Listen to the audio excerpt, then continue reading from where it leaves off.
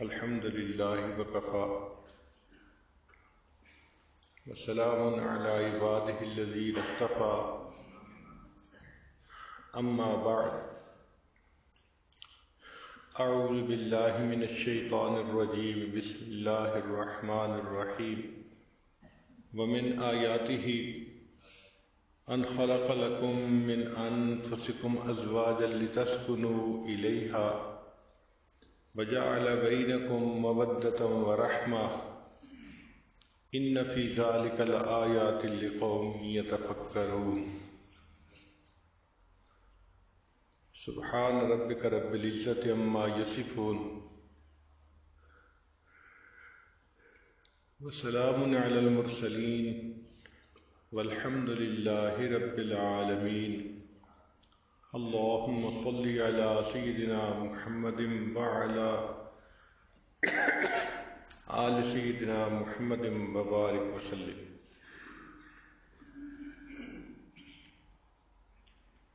آج کا عنوان ہے ایگزمپلری وائف، کہ ایک عورت ایک مثالی بیوی کیسے بن سکتی ہے، بہترین بیوی کیسے بن سکتی ہے۔ دین اسلام نے میاں بیوی کی جو زندگی ہے اس کو اچھا بنانے کے لیے بہت ساری تفصیلات بتائی۔ چنانچہ نبی علیہ السلام کی احادیث کا ایک بڑا ذخیرہ ازدواجی زندگی سے متعلق ہے۔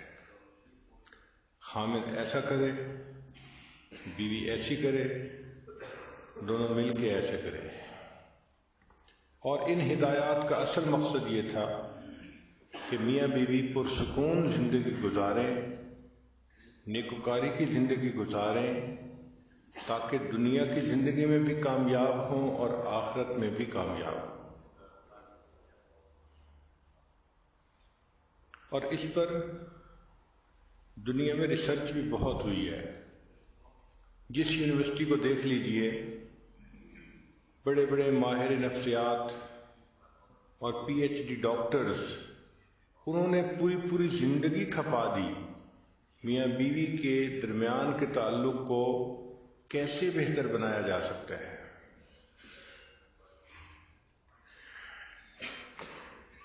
چنانچہ شریعت نے ایک بہت اصولی بات بتائی کہ اللہ تعالیٰ کی نشانیوں میں سے ہے کہ اللہ نے تمہارے لیے تم میں سے ہی تمہارا جوڑا بنا دیا، لِتَسْكُنُوا إِلَيْهَا، تاکہ تم اس سے سکون حاصل کرو۔ یعنی قرآن مجید کی نظر میں شادی کا بنیادی مقصد یہ ہے کہ خامد بیوی کے ذریعے سے سکون پائے اور بیوی خامد کے ذریعے سے سکون پائے۔ اور فرمایا اس میں سوچنے والوں کے لیے بڑی نشانیاں ہیں۔ تو واقعی اللہ رب العزت نے رحمت فرمائی اور انسان کی زندگی کو بہتر بنانے کے لیے اللہ نے آسانیاں فرما دی۔ اب اللہ تعالیٰ نے عورت کا ڈیزائن انڈور بنایا ہے، نرم نازک طبیعت، گھر کے اندر کے سارے کاموں کو کرنے کے لیے جس طبیعت کی ضرورت ہے وہ عورت کو عطا کی گئی، اور مرد کو اللہ تعالیٰ نے آؤٹ ڈور ڈیزائن بنایا ہے۔ چنانچہ باہر کے کاموں کے لیے جو ضرورتیں ہوتی ہیں اللہ نے انسان کو طبیعت بھی ایسے بنایا، مگر گھر کے اندر دین اسلام نے خامند کو مینیجر بنا دیا۔ فرمایا الرجال قوامون علی النساء، کہ اللہ تعالیٰ نے مردوں کو عورتوں کے اوپر انچارج بنا دیا ہے۔ اس کی چند بنیادی وجوہات ہیں۔ ایک وجہ تو یہ ہے کہ عورت کو پروٹیکشن مرد ہی دیتا ہے۔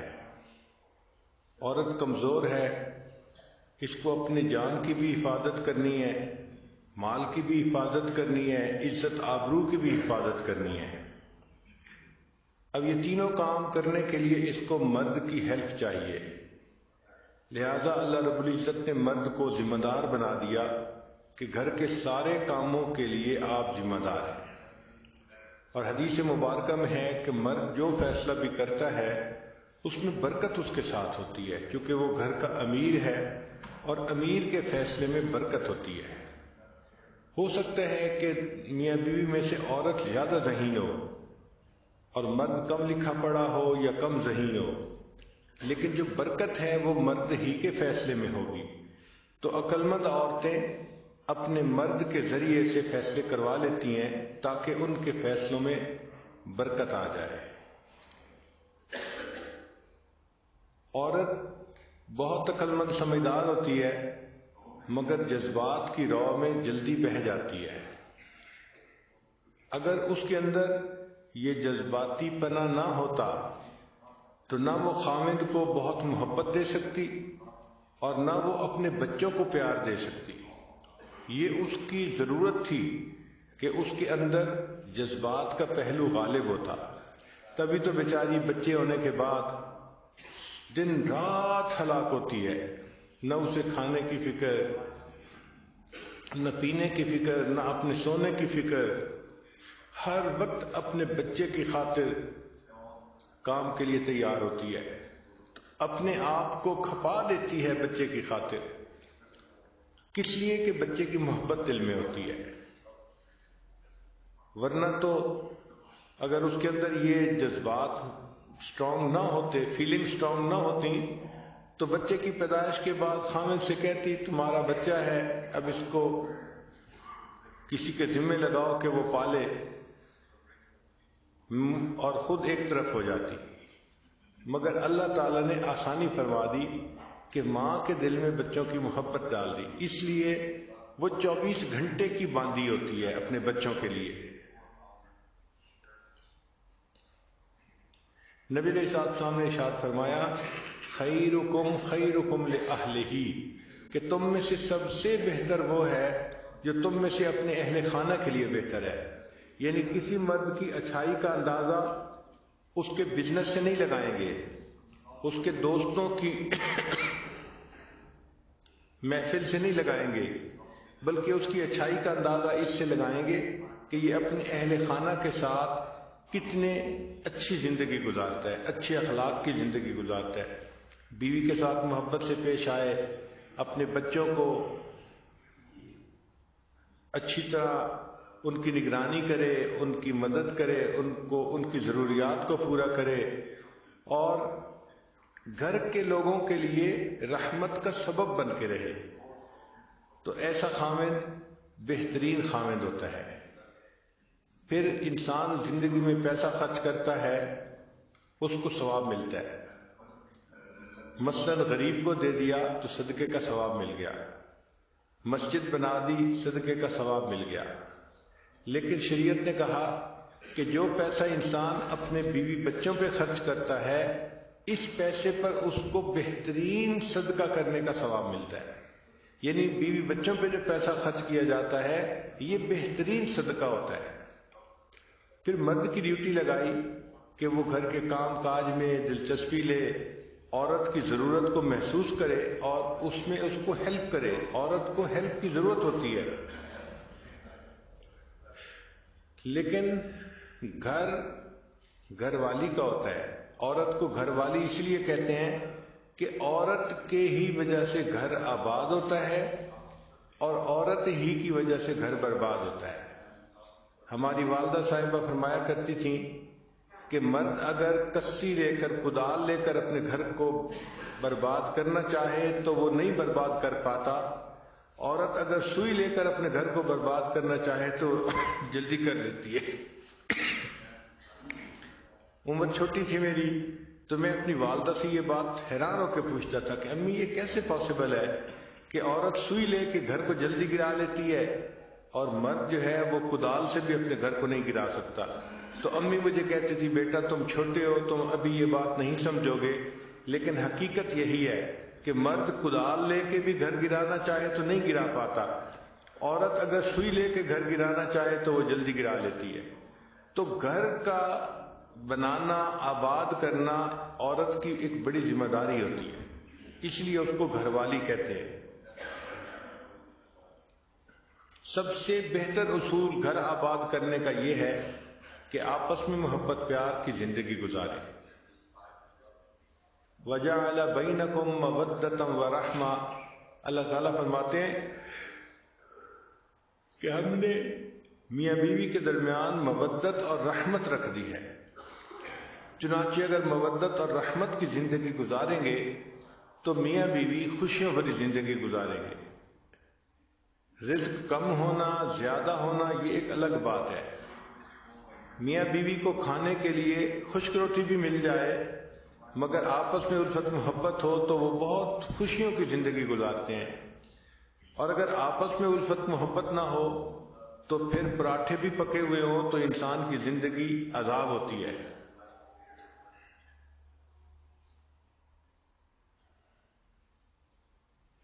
اس پر سائنٹیفک دور میں بہت ریسرچ کی گئی کہ گھر میں عورت ایک بہترین بیوی بن کے کیسے رہ سکتی ہے۔ تو 6 بڑے پوائنٹ ہیں جن کو کھولا گیا اور واقعی وہ بہت اہم ہیں۔ ہر عورت کو چاہیے کہ وہ ان 6 پوائنٹ کو ذہن میں رکھے اور اس کے مطابق اپنی زندگی گزارنے کی کوشش کرے۔ ان میں سے پہلا ہے کمیونیکیشن۔ کمیونیکیشن کہتے ہیں کہ خاوند کو اپنا مطمع نظر پہنچانا، سمجھانا، بتانا۔ اس میں عورتوں کی ایک فطرت ہوتی ہے، وہ ڈائریکٹ بات نہیں کرتی، وہ اشارے کرتی ہیں اور پھر سمجھتی ہیں کہ خاوند خود ہی سمجھے، اس کو سمجھنا چاہیے تھا۔ حالانکہ صاف بات کرنا یہ زیادہ بہتر ہوتا ہے، مگر وہ صاف بات کرنے کی بجائے اشارے کر دیتی ہیں اور سمجھتی ہیں کہ اس کو ٹرانسلیٹ خاوند خود کرے گا۔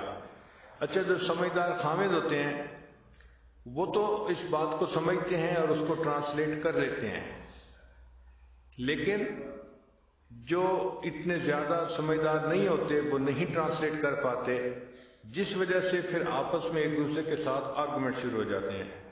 چنانچہ سب سے پہلی بات ایکسپریس فیلنگز ایفیکٹولی، جو اپنی احساسات، جذبات ہیں ان کو خاوند کے سامنے بہت کلیئرلی اور ایفیکٹولی انسان ایکسپریس کرے تاکہ اس کو صحیح پتہ چلے کہ مسئلہ کیا ہے۔ پھر ایک دوسری اہم بات کہ پازیٹیو ٹون ہونی چاہیے، ڈو ناٹ بلیم، کہ جب بھی عورت کوئی بات کرے تو پازیٹیو ٹون میں بات کرے، بات بات پہ بلیم نہ کرے۔ یہ ایک کمزوری ہم نے دیکھی ہے، ذرا سی کوئی بات ہو جاتی ہے تو جس دن شادی ہوئی تھی اس دن سے شروع کر دیتی ہے کہ رخصتی کے دن تمہاری والدہ نے ایسے کیا تھا، تمہاری بہن نے ایسے کیا تھا اور اس وقت تم نے کچھ نہیں کہا تھا۔ یعنی گڑے مردے اکھاڑنے اور پھر وہاں سے بات شروع کرنی اور بات بات پہ خاوند کو بلیم کرنا، یہ چیز گھر کی بربادی کا سبب بنتی ہے۔ تو پازیٹیو ٹون ہونی چاہیے، and wife should not blame. ہر بات میں خاوند کو بلیم نہیں کرنا چاہیے۔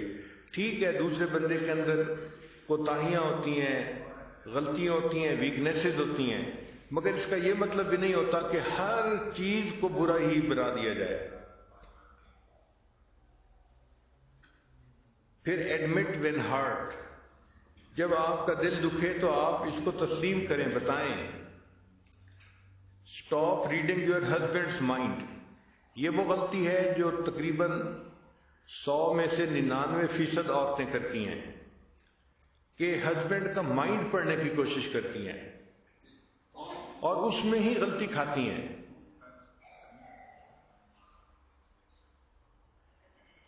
پھر ایک بہت اہم پوائنٹ ہے کہ talk to your husband not about your husband. یہ ہسبینڈ سے بات نہیں کرتی بلکہ ہسبینڈ کے بارے میں ہر کسی سے بات کرتی ہیں۔ بہن سے کریں گی، ماں سے کریں گی، پڑوسن سے کریں گی، گھر آنے والی کوئی بھی عورت ہوگی اس سے کریں گی، ہر کسی سے ہسبینڈ کے بارے میں بات کریں گی، لیکن خود ہسبینڈ سے بات نہیں کریں گی۔ تو کمیونیکیشن جتنی بہتر ہوگی اتنا میاں بیوی کا تعلق بہتر ہوگا۔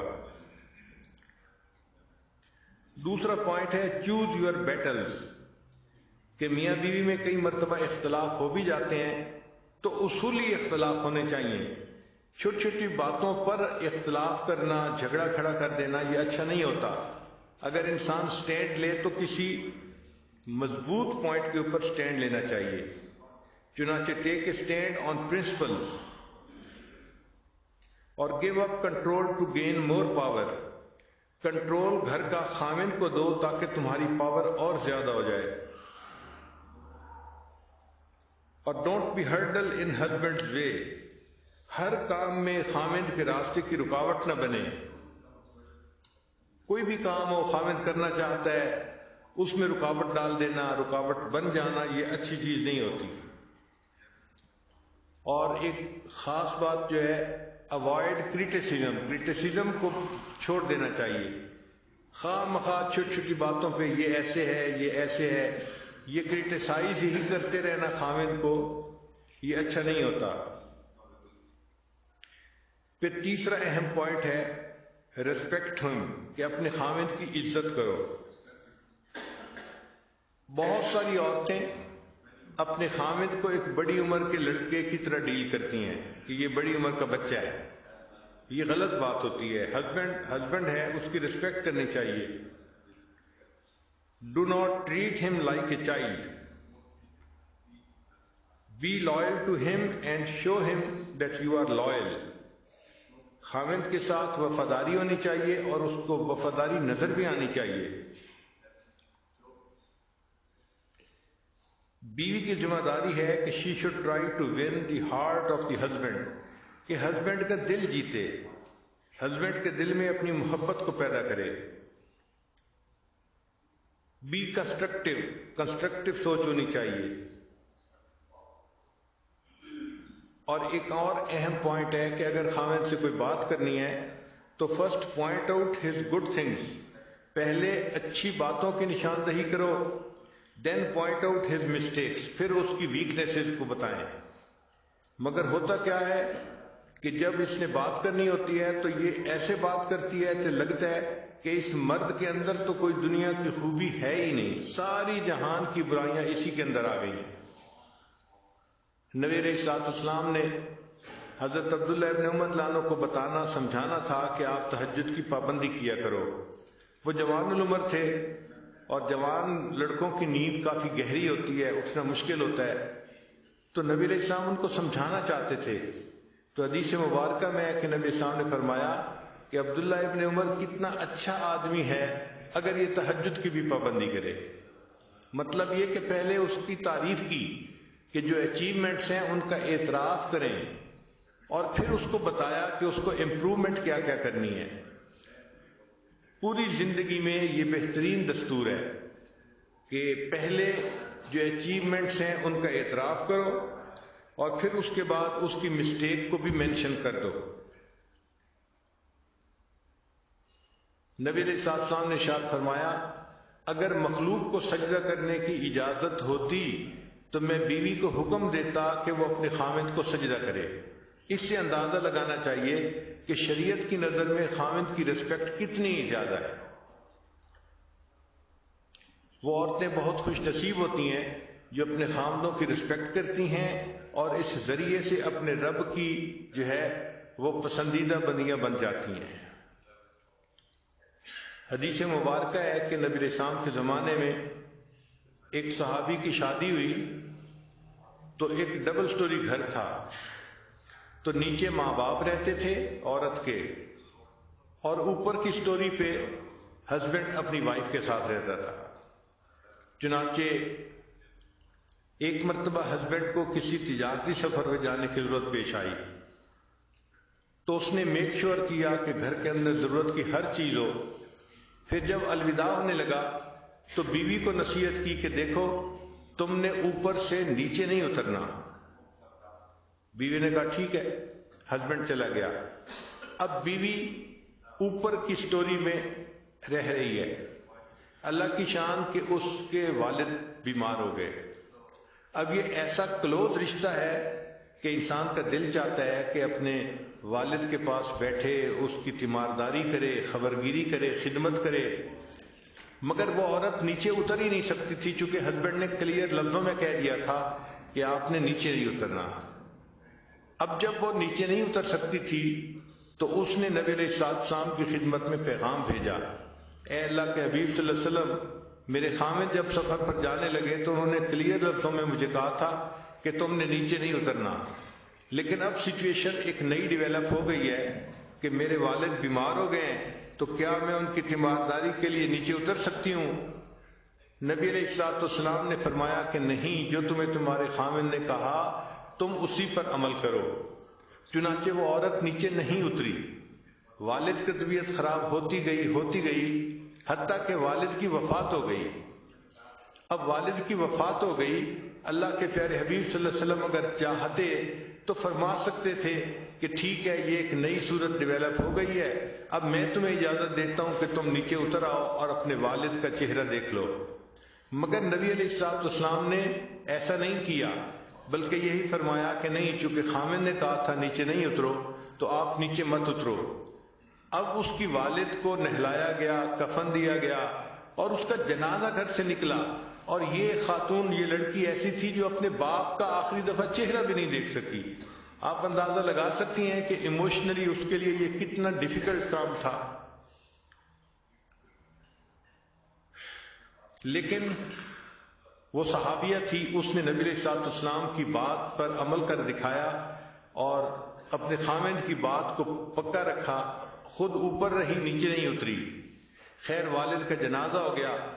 حدیث مبارکہ میں ہے کہ جب جنازہ پڑھ کے نبی صاحب تشریف لائے تو نبی علیہ السلام نے اس عورت کو پیغام بھیجا کہ چونکہ تم نے اپنے خامد کی بات کی لاج رکھی اور نیچے نہیں اتری، تمہارے اس عمل کی وجہ سے اللہ تعالیٰ نے تمہارے والد کے تمام گناہوں کو معاف فرما دیا اور اس کو جنت عطا فرما دی۔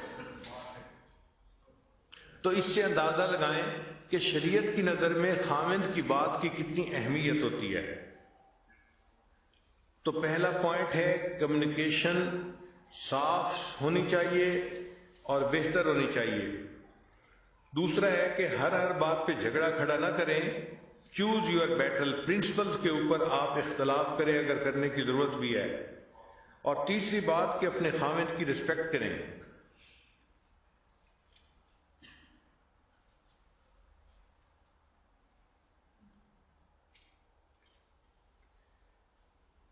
چنانچہ ایک یونیورسٹی کی ریسرچ میں 400 مردوں سے انٹرویو کیے گئے اور ان سے پوچھا گیا کہ آپ کیا چاہتے ہیں اپنی بیوی سے، تو انہوں نے کہا کہ ہم باقی ہر تنگی برداشت کر سکتے ہیں، لیکن ہم یہ چاہتے ہیں کہ بیوی ہماری رسپیکٹ کرے۔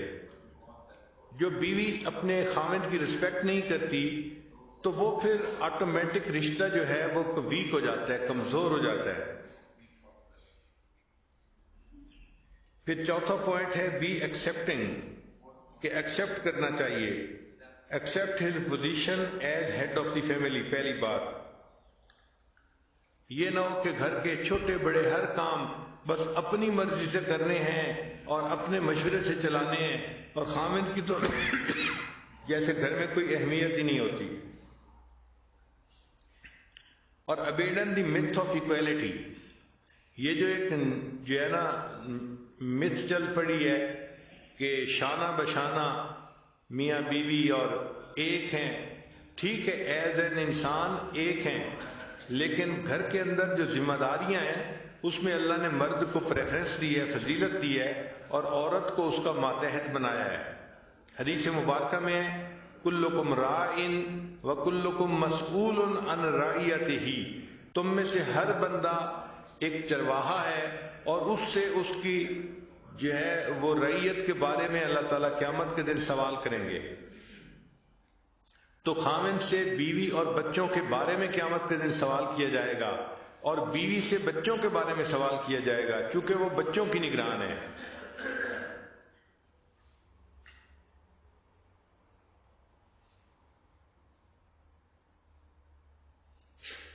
یہ 2014 میں ریسرچ شائع ہوئی اور یہ کتاب دنیا میں اتنی پاپولر ہوئی کہ اس کو بک آف دی ایئر کا ایوارڈ بھی دیا گیا، اور اس بک میں یہ مینشن کیا گیا کہ بیوی اگر چاہتی ہے کہ گھر آباد رہے تو اس کو چاہیے کہ وہ اپنے ہسبینڈ کی ریسپیکٹ کرے۔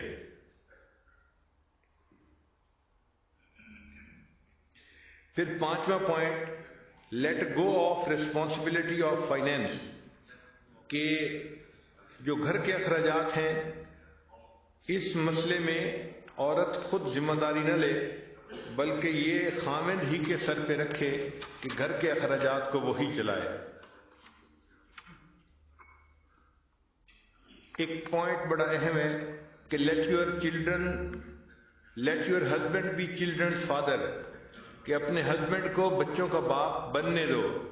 ہوتا کیا ہے کہ ماں خود تو بچوں کو مار بھی لیتی ہے، کچھ نہیں ہوتا، اور اگر خامن ذرا سخت آواز سے بچوں کو بلا لے تو تڑپ جاتی ہے، جھگڑا شروع کر دیتی ہے۔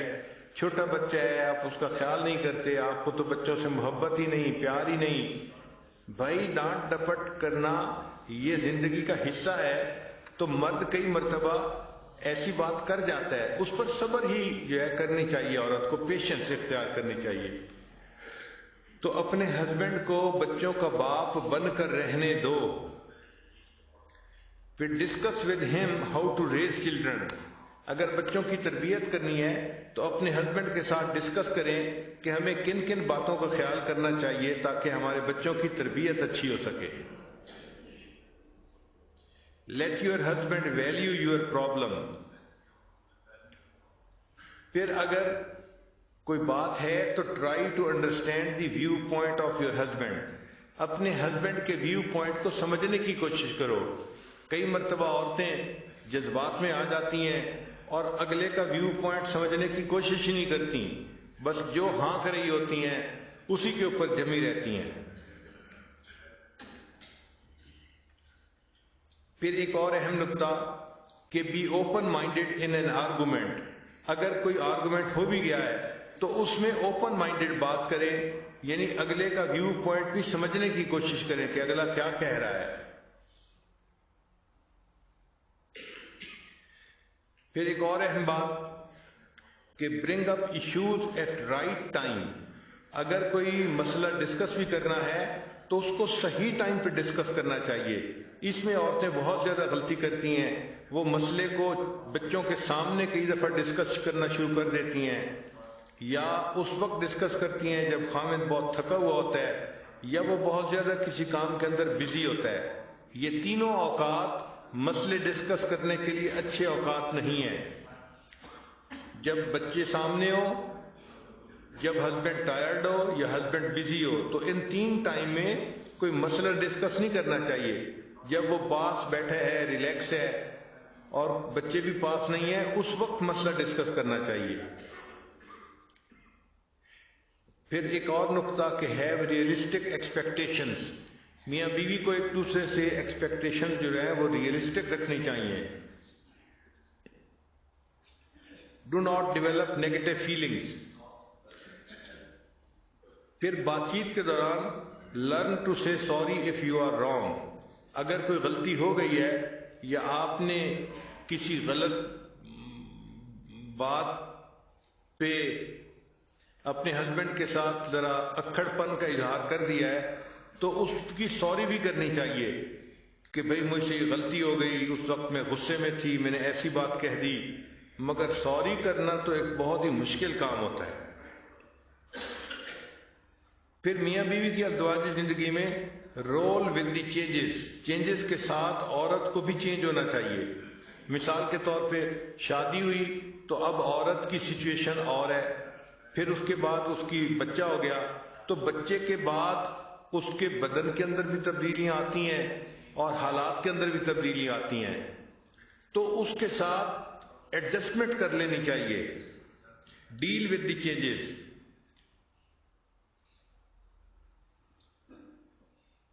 اور ایک اور بات کہ take care of yourself. عورت کو چاہیے کہ اپنا ضرور خیال رکھے۔ بہت ساری عورتیں جب بچے ہو جاتے ہیں تو اپنا خیال رکھنا چھوڑ دیتی ہیں، نہ ایکسرسائز کرتی ہیں، نہ اپنے کپڑوں کا خیال، نہ اچھائی صفائی کا خیال، اور بہت ہی بھدی پرسنالٹی ان کی بن جاتی ہے۔ اور پھر وہ کہتی ہیں کہ میں بیوی تو ہوں نا، اور بچوں کی ماں بھی ہوں اور گھر والی بھی ہوں۔ بھئی آپ سب کچھ ہیں، مگر خاوند کی نظر میں اچھا لگنا، خوبصورت لگنا یہ عورت کی ذمہ داری ہوتی ہے، اور شریعت نے اس کو جائز قرار دیا ہے۔ اس لیے عورت اپنے صاف ستھرا رہنے کے لیے کپڑے خریدے، جیولری خریدے یا کوئی پرفیوم خریدے تو شریعت مرد کو حکم دیتی ہے کہ وہ بیوی کو یہ چیزیں پرووائڈ کرے۔ اور چھٹا سوال یہ ہے، چھٹا نقطہ سب سے بیسٹ ہے کہ be your husband best friend, اپنے ہسبینڈ کی بہترین دوست بن کے رہو۔ ایسی ایکویشن خاوند کے ساتھ رکھو کہ خاوند کو ذرا سی کوئی بات پیش آئے تو وہ سب سے پہلے آ کے آپ کے ساتھ ڈسکس کرے۔ اور یہ چیز تب ہوتی ہے کہ جب ڈیفیکلٹ ٹائم میں عورت اپنے ہسبینڈ کے لیے سپورٹ بنے اور اس کی اچھی باتوں کی تصدیق کرے۔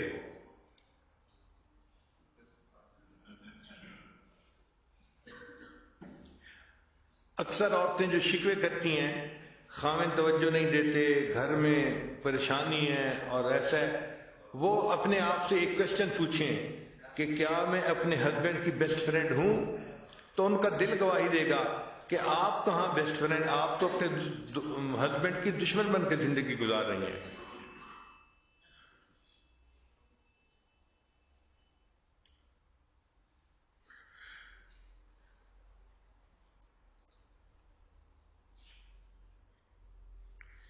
پھر آگے ہے 15 secrets of happily married women, جو ازدواجی زندگی خوشیوں والی گزار رہی ہوتی ہیں ان عورتوں کے لیے 15 پوائنٹ خاص۔ پہلا پوائنٹ کہ ایک امریکن یونیورسٹی کی 27 ایئرز کی ریسرچ ہے، 27 سال اس کے اوپر ریسرچ کی گئی، تو انہوں نے لکھا کہ خوشگوار ازدواجی زندگی کے لیے عورت کو آدھے گھنٹے کی exercise, half an hour exercise daily کرنی چاہیے تاکہ اس کی باڈی فٹ رہے اور وہ صحت مند زندگی گزار سکے۔ اور دوسرا یہ کہ عورت کو چاہیے کہ مناسب کھانا کھائے، اچھی نیوٹریشن حاصل کرے تاکہ اس کے بدن کے اندر طاقت رہے۔ بعض بچیاں سمارٹ ہونے کے شوق میں اتنی زیادہ ڈائٹنگ کرتی ہیں کہ ان کے لیے اٹھ کے کھڑے ہونا مشکل ہو جاتا ہے، پھر کہتی بھی ہے میں اٹھ کے کھڑی ہوتی ہوں تو میرا سر چکراتا ہے۔ پھر تیسرا point, take care of your appearance, اپنی اپیئرنس کا خیال رکھنا چاہیے، مگر اس میں بھی ایک بجٹ ہونا چاہیے۔ یہ نہیں کہ خاوند کی ساری تنخواہ ہی اسی کے اوپر اڑا دی جائے، مگر اپنے آپ کو صاف ستھرا رکھے۔ عورت کو چاہیے کہ دن میں 1 دفعہ یا 2 دفعہ ضرور نہائے تاکہ جسم صاف ستھرا رہے اور نئے کپڑے یا صاف کپڑے جو ہیں وہ بدلے۔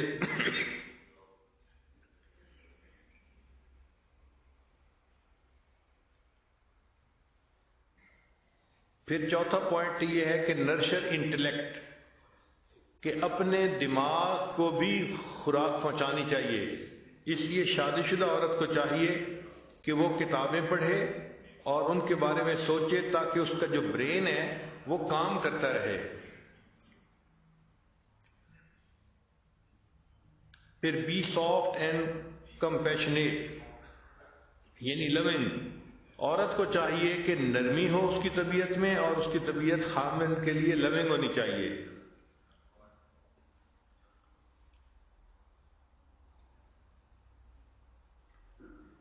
پھر ایک بڑا اہم نقطہ ہے کہ ہسبینڈ کے ساتھ ایٹیچیوڈ ایسا رکھے کہ اس کے ایٹیچیوڈ کی وجہ سے خاوند اپنے دل کی ہر بات اس کے سامنے کھول دے۔ Your attitude should welcome husband to open up، یعنی ایٹیچیوڈ ہی اتنا ہمدردی والا ہو، محبت والا ہو، پیار والا ہو کہ خاوند اپنے دل میں کوئی بات رکھ ہی نہ سکے، وہ اپنے دل کو اس کے سامنے اوپن اپ کر دے۔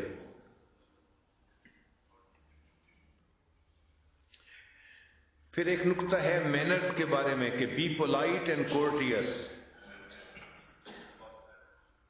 پھر ایک نقطہ ہے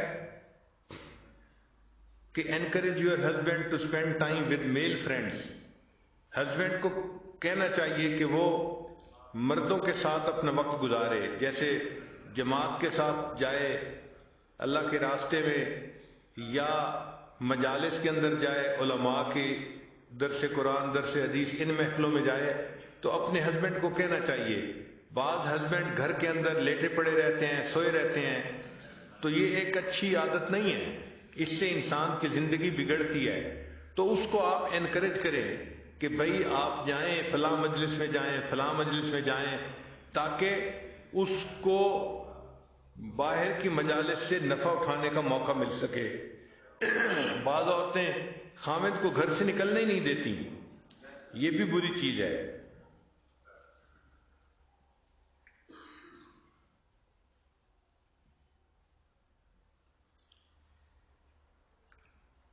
پھر جب ہسبینڈ باہر سے گھر آئے تو great your husband with smile and hug and I contact every day. یہ عورت کی ذمہ داری ہے کہ ہسبینڈ جب باہر سے آئے تو اس کے ساتھ آئی کنٹیکٹ کرے، اسمائل کرے اور اس کو ریسیو کرے.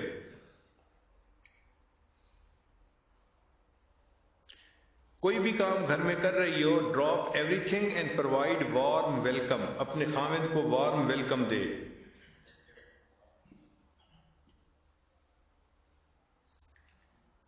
پھر 11واں پوائنٹ یہ ہے کہ عورت کے اندر سینس آف ہیومر بھی ہونی چاہیے، یعنی ایسی بات کرے کہ جس میں سینس آف ہیومر ہو. اس سے یہ کہ دل ایک دوسرے کے زیادہ قریب ہوتے ہیں. جب میاں بیوی اکٹھا بیٹھ کے ہنستے ہیں، بات کرتے ہیں، تو دل ایک دوسرے سے زیادہ جڑ جاتے ہیں. پھر عورت کی ذمہ داری ہے کہ اپنے ہسبینڈ کی نیڈز کو اینٹیسپیٹ کرے کہ اس کو کس چیز کی ضرورت ہے، پہلے سے سوچ کے اس کا انتظام کر دے تاکہ موقع کے اوپر کوئی مسئلہ نہ ہو.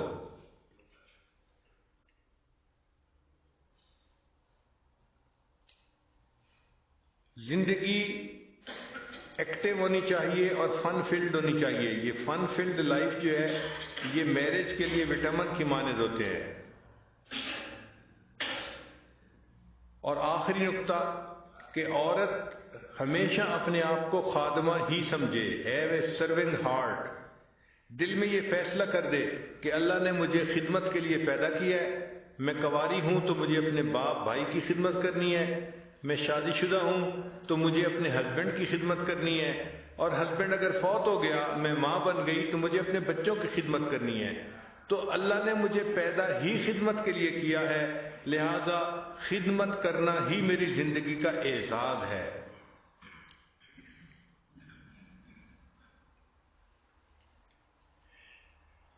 پھر ازدواجی زندگی کے لیے ایک اور اہم بات کہ ڈو ناٹ بی کنٹرولنگ، کہ کنٹرولنگ نہ ہو. ذرا سی بات پہ عورت چاہتی ہے کہ گاڑی میں بیٹھے ہوئے اسٹیئرنگ کو اپنے ہاتھ میں لے لے اور اپنی مرضی سے گاڑی چلائے. جو عورتیں گھر کا پورا کنٹرول اپنے ہاتھ میں لینے کی کوشش کرتی ہیں تو ان گھروں کے اندر پرابلم ہو جاتی ہے. کئی جگہوں پہ تو ایسا ہوتا ہے کہ ہسبینڈ کے بہاف پہ اس کی بیوی بات کر رہی ہوتی ہے، ہسبینڈ کو بات کرنے کا موقع ہی نہیں ملتا. اور اگر کسی وقت ہسبینڈ لوگوں سے بات کر رہا ہے تو شی گیوز ڈس اپروونگ لکس. اس وقت چہرہ ایسا بناتی ہے، دیکھتی اس طرح سے ہے کہ جیسے یہ اس چیز کو ناپسند کر رہی ہے. اور تیسرا کئی دفعہ ایسا ہوتا ہے کہ ایسے انوسینٹ کوسچن پوچھتی ہے کہ جو کلیئرلی بتاتے ہیں کہ یہ ڈس اپروو کر رہی ہے اس چیز کو.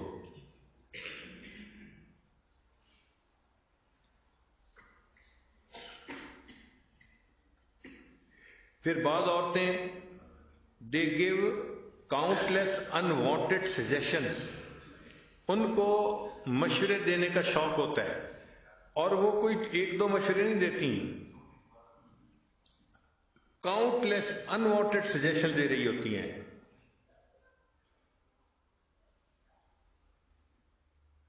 اسی لیے اگر خامند گروسری کے لیے چلا جائے تو اتنے عیب نکالیں گی اس میں، اتنے کہ بندے کا دل چاہے گا کہ اگلی دفعہ میں نے جانا ہی نہیں ہے.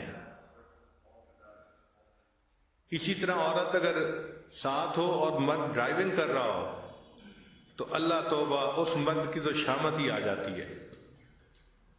اب آپ نے بریک نہیں لگائی، اب آپ نے یہ نہیں کیا، اب آپ نے وہ نہیں کیا. بھائی اگر وہ سیف گاڑی چلا رہا ہے اور چلاتا ہے تو اس کو چلانے دو، مگر ہوتا یہ ہے کہ خامد گاڑی چلا رہا ہوتا ہے اور بیوی بیٹھی خامد کو چلا رہی ہوتی ہے.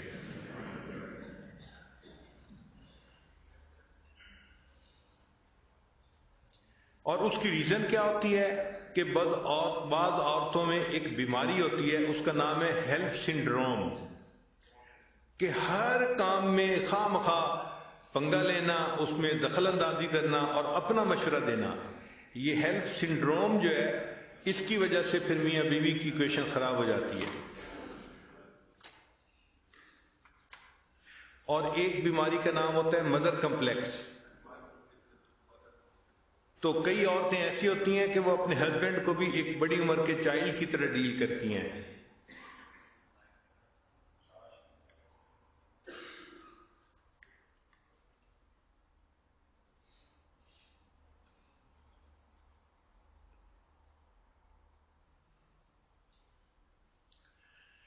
اگر عورتیں چاہیں کہ ہم بہترین بیوی بن کر رہیں تو ان کو چاہیے کہ ام المومنین خدیجہ الکبریٰ رضی اللہ تعالی عنہا کی زندگی کی تفصیل پڑھیں اور دیکھیں کہ وہ نبی علیہ السلام کی کتنی اچھی بیوی تھی. چنانچہ مالدار تھیں اور بہت عزت تھی سوسائٹی میں ان کی، لیکن جب شادی ہوئی تو انہوں نے اپنا پورا مال نبی علیہ السلام کے قدموں میں ڈال دیا، اپنا غلام بھی نبی علیہ السلام کی خدمت میں پیش کر دیا، ایک قربانی دے کے بتا دیا کہ وہ اپنے ہسبینڈ سے کتنی محبت کرتی ہیں. پھر جس وقت میں ساری دنیا مخالفت کر رہی تھی، خدیجہ الکبریٰ رضی اللہ تعالی عنہا ہی تھیں کہ جنہوں نے کلمہ پڑھا اور وہ ایمان لے کے آئی. یعنی نبی علیہ السلام کو انہوں نے بہت آڈ وقت کے اندر سپورٹ کیا. پھر نبی علیہ السلام پر جب پہلی وحی اتری تو آپ صلی اللہ علیہ وسلم بہت گھبرائے ہوئے واپس گھر تشریف لائے اور آپ فرما رہے تھے زملونی زملونی، مجھے کمبل اڑا دو، مجھے کمبل اڑا دو. تو انہوں نے اس وقت پوچھا نبی علیہ السلام سے کہ آپ کے ساتھ کیا ہو رہا ہے؟ تو نبی علیہ السلام نے فرمایا کہ مجھے لگتا ہے ایسے کہیں مجھے موت ہی نہ آ جائے. تو اس پر خدیجہ کبریٰ رضی اللہ تعالیٰ عنہا نے جواب دیا تھا انک لتصل الرحم، آپ صلہ رحمی کرنے والے ہیں اور آپ مہمان نوازی کرنے والے ہیں. وتکسب المعدوم وتعین علی نوائب الحق، یعنی نبی علیہ السلام کی اچھائیاں گنوائیں کہ آپ تو اتنے اچھے اخلاق والے اور اتنے اچھے کام کرنے والے ہیں. واللہ، اللہ کی قسم، ما یخزیک اللہ، اللہ تعالیٰ آپ کو کبھی بھی جو ہے ضائع نہیں ہونے دیں گے. تو یہ ہوتا ہے بیوی کا کانفیڈنس کہ اس نے کہا کہ نہیں، ایسا ہو ہی نہیں سکتا کہ اللہ تعالیٰ آپ کو ضائع ہونے دے. اچھا، پھر بات یہی ختم ہو جاتی ہے کہ مارل سپورٹ تو انہوں نے دے دی، مگر خدیجہ کبریٰ رضی اللہ تعالیٰ عنہ اتنی اچھی بیوی تھی کہ وہ اس بات پہ رکی نہیں ہے، بلکہ اس سے اگلے دن پھر ان کے رشتہ داروں میں ایک ایسے عالم تھے جو کتاب کے عالم تھے، پہلی کتابوں کے عالم تھے، ورقہ بن نوفل. تو وہ اس کے پاس گئیں اور نبی علیہ السلام کو ساتھ لے گئیں اور ان کو جا کے کہا کہ آپ دیکھیں آپ کے چچا کا بیٹا کیا کہتا ہے، یعنی میرے ہسبینڈ آپ سے کیا بات کر رہے ہیں. تو انہوں نے پوچھا تو نبی علیہ السلام نے فرمایا کہ ہاں، میرے اوپر غار حرا میں اس طرح ایک فرشتہ آیا اور اس نے مجھے یہ پیغام دیا. اب جب نبی علیہ السلام نے اسے پوری صورتحال بتائی تو اس نے تصدیق کی کہ ھذہ الناموس الذی، یہ وہی ہے فرشتہ جیسے موسیٰ علیہ السلام پہ بھی اترتا تھا، تو آپ تو اللہ کے پیغمبر ہیں اور آپ پر وحی اتری ہے. پھر انہوں نے نبی علیہ السلام کو یہ بات بھی بتائی کہ ایک وقت آئے گا کہ آپ کی قوم آپ کو اس شہر سے نکال دے گی. تو نبی علیہ السلام نے حیران ہو کے پوچھا کیا میری قوم مجھے اس شہر سے نکال دے گی؟ تو انہوں نے کہا کہ ہاں، دین کے معاملات میں ایسی باتیں انسان کو پیش آتی ہیں، اے کاش اگر میں اس وقت زندہ ہوتا تو میں آپ کی ضرور مدد کرتا. تو ان سے بات کر کے نبی علیہ السلام کے دل کو بہت سکون ملا. تو جو اچھی بیویاں ہوتی ہیں وہ خود بھی مارل سپورٹ دیتی ہیں، اور پھر اگر دیکھتی ہیں کہ فلاں کام سے میرے ہسبینڈ کے دل کو تسلی ہو جائے گی تو ان کے پاس بھی لے کے گئی خدیجہ کبریٰ رضی اللہ تعالیٰ عنہ. اس لیے وہ اتنی سپورٹو تھیں کہ ہر قدم پہ اللہ کے حبیب صلی اللہ علیہ وسلم کو ان کی سپورٹ حاصل ہوتی تھی. پھر اس کا نتیجہ یہ نکلا کہ خدیجہ کبریٰ رضی اللہ تعالیٰ عنہ کی اتنی محبت تھی نبی علیہ السلام کے دل میں کہ عائشہ صدیقہ رضی اللہ تعالیٰ عنہ فرماتی ہیں کہ ایک مرتبہ میں نے محبت میں ناز میں آ کے یہ کہہ دیا کہ میں اتنی چھوٹی عمر کی نوجوان بیوی ہوں آپ کی، آپ کیوں خدیجہ کبریٰ ایک بوڑھی عورت کو یاد کرتے ہیں؟ تو جب میں نے یہ کہا تو نبی علیہ السلام کے چہرے انور کے یعنی اوپر جو اثرات تھے وہ بدل گئے، اور نبی علیہ السلام نے فرمایا عائشہ تم خدیجہ کے بارے میں مجھ سے بات مت کرو، اللہ نے اس کی محبت میرے دل میں اتار دی ہے. اور وہ فرماتی ہیں کہ نبی علیہ السلام جب کبھی کوئی قربانی کرتے تھے تو جانور کے گوشت میں سے خدیجہ کبریٰ عنہ کی سہیلیوں کے لیے بھی جو حصہ نکالا کرتے تھے. اور ایک مرتبہ خدیجہ کبریٰ عنہ کی بہن ملنے کے لیے آئی اور ان کی آواز نبی علیہ السلام نے سنی تو نبی علیہ السلام کی مبارک آنکھوں میں آنسو آ گئے. اللہ کے حبیب صلی اللہ علیہ وسلم نے بہن کی آواز سنی تو وہ آواز خدیجہ کبریٰ عنہ کی مانے تھی، جو کہ بہنوں کی آوازیں ملتی ہیں. تو آواز سن کے نبی علیہ السلام کی مبارک آنکھوں میں آنسو کا آ جانا اس بات کی دلیل ہے کہ نبی علیہ السلام کے دل میں ان کی کس قدر زیادہ محبت تھی. تو جو اچھی بیوی ہے وہ ایسی بن کے رہے کہ اس کے مرنے کے بعد بھی خاوند اس کو یاد کرے اور روئے.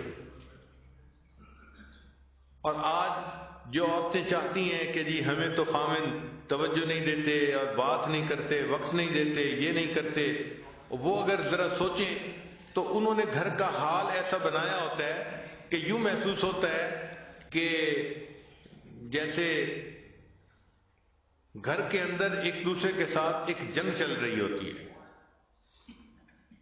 تو اپنے ایشوز کو محبت پیار کے ساتھ سمیٹنا چاہیے اور پازیٹیو تھنکنگ رکھنی چاہیے اور اپنے خامد کو رسپیکٹ دینی چاہیے، اس کو ہیلپ دینی چاہیے. اللہ تعالیٰ گھروں کے اندر ازدواجی زندگی خوشگوار بنا دے، اور جتنے بھی لوگ پریشان ہیں، ہسبینڈ بیویوں سے پریشان ہیں، ان کی پریشانی ختم ہو جائے. بیویاں اپنے ہسبینڈ کی طرف سے پریشان ہیں، اللہ ان کی بھی پریشانی ختم کر دے. اور اس سلسلے میں سیدہ عائشہ صدیقہ رضی اللہ تعالیٰ عنہ کی زندگی کو بھی پڑھیں تو اس سے بھی پتہ چلے گا کہ وہ اپنے شوہر سے کتنی محبت کرتی تھیں اور کتنا ان کی جو ہے سپورٹو تھیں. چنانچہ عائشہ عنہ تو بہت اپنے آپ کو ایکسپریس کرنا جانتی تھیں. وہ نبی علیہ السلام کے سامنے اپنی محبت کا اظہار بھی بڑے پیارے لفظوں میں کر دیا کرتی تھی. چنانچہ مشہور اشعار ہیں لنا شمسم وللآفاق شمس.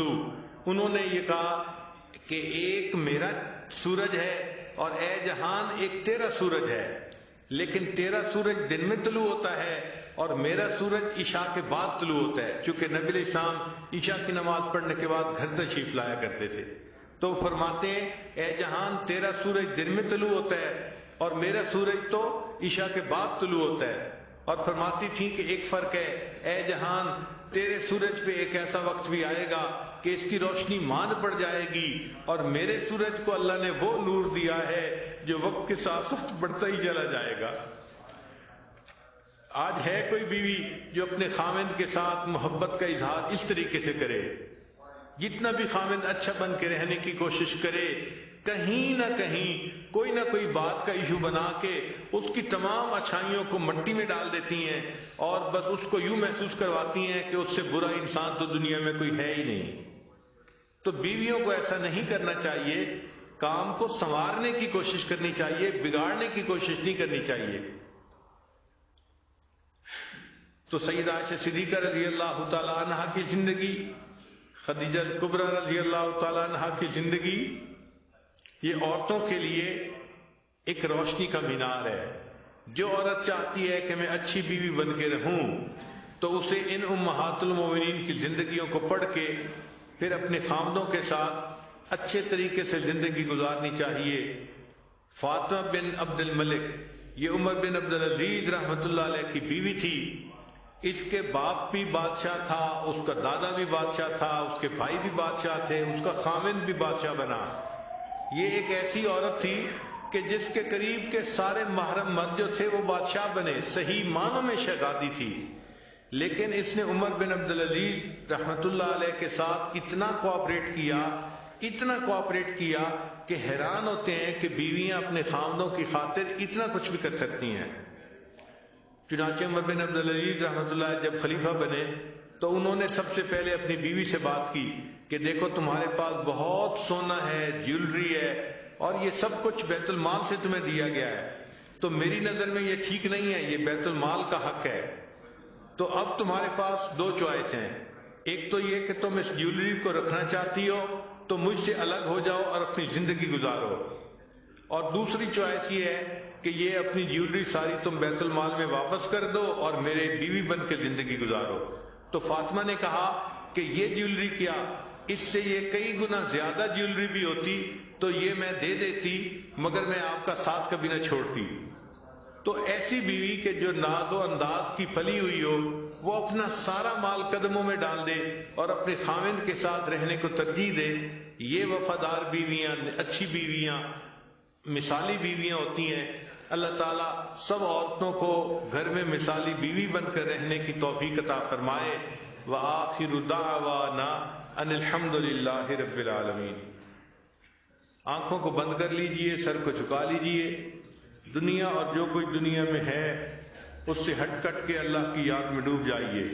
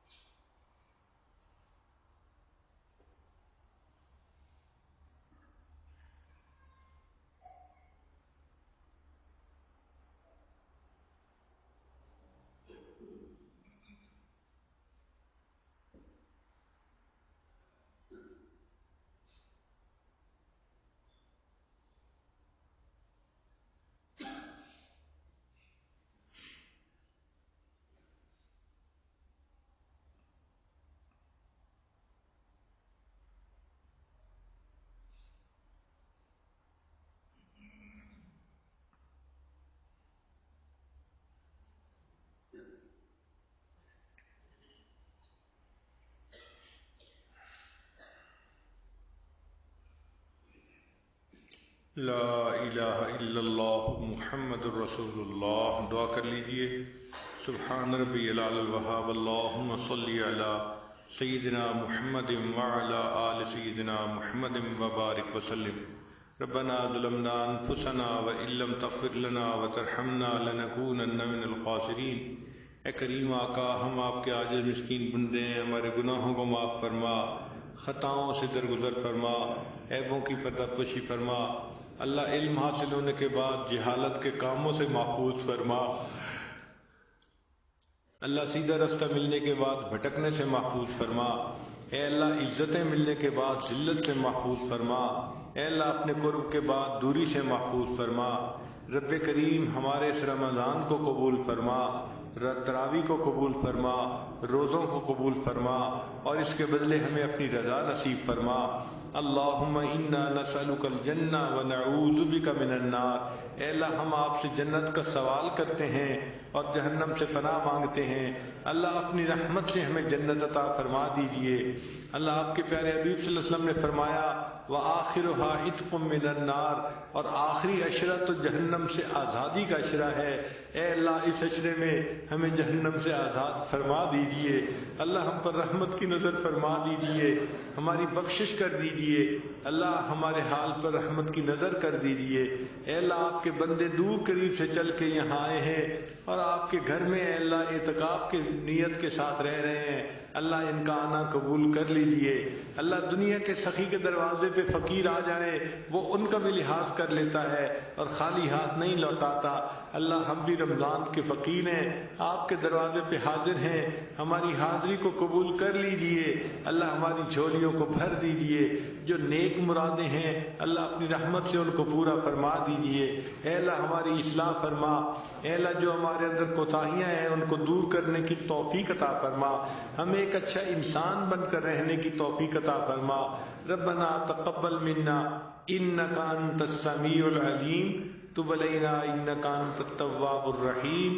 صلی اللہ تعالی علی حبیبہ سیدنا محمد وآلہ واصحابہ اجمعین برحمتک یا ارحم الراحمین۔